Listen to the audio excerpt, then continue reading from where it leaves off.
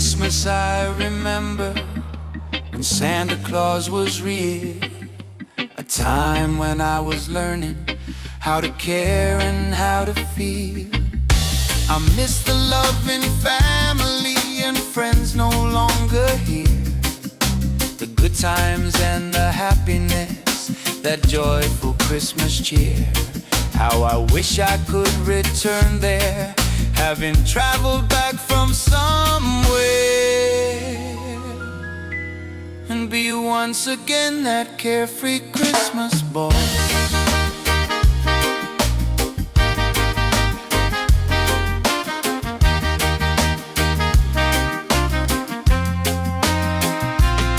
It was a Christmas I remember when Santa Claus was real, to a country town in New South Wales for the annual Yuletide meal. Relations came in droves to taste my mother's famous spread, for kith and kin had traveled far for the breaking of the bread. By 9 a.m. our humble house was bursting at the seams, with kids from every family who had come to join the team, of anxious upturned faces waiting there with breath all bated, to hear old Santa call their name. Good faith, we were elated.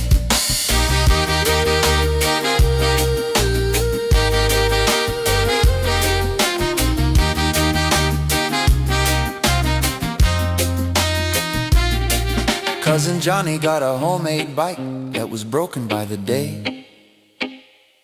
First a pedal, then a wheel fell off, then Johnny followed sway. Sister Sarah got a great big doll with lifelike eyes that roll. She poked them deep inside its head and had to be consoled. There were lots of socks and useful things like woolen underwear, some hankies and a new school shirt, some hair oil from the hair.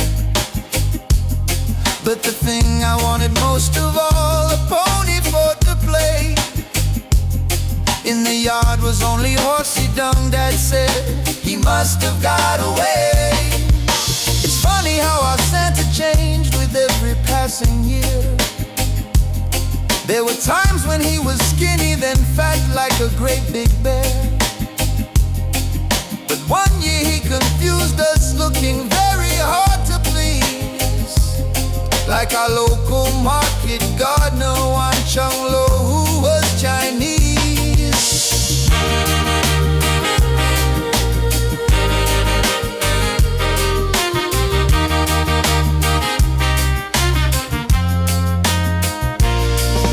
We all sat down for Christmas lunch, the table creaking from the fair.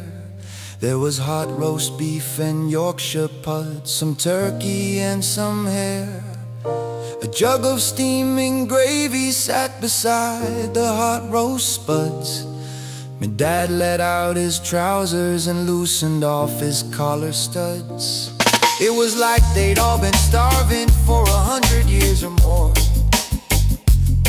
as they shoveled in the tasty grub with uncivilized uproar. And Mum, who'd been awake since 5 preparing for the feast, had her face as red as beetroot and she seemed to eat the least. Then it came to pass as the table cleared, the kiddies' time had come, for the pudding made its entrance all aflame and soaked in rum. Hiding in the doughy mix were sixpences aplenty, the biggest prize a florin, the smallest just a penny. Granny cut the slice, handing each one out a share. On discovering a hidden treasure, exultation filled the air. We couldn't wait for custard, going back for several platefuls that year. I got the floor and Gran said I should be grateful. The lunch was done and Mum and Aunts cleaned up the mess and civil, while Dad and Uncles on the porch retired to have a tipple. Several dozen dead ones later, they all retired for snoozing on the veranda in the cool and shade to recover from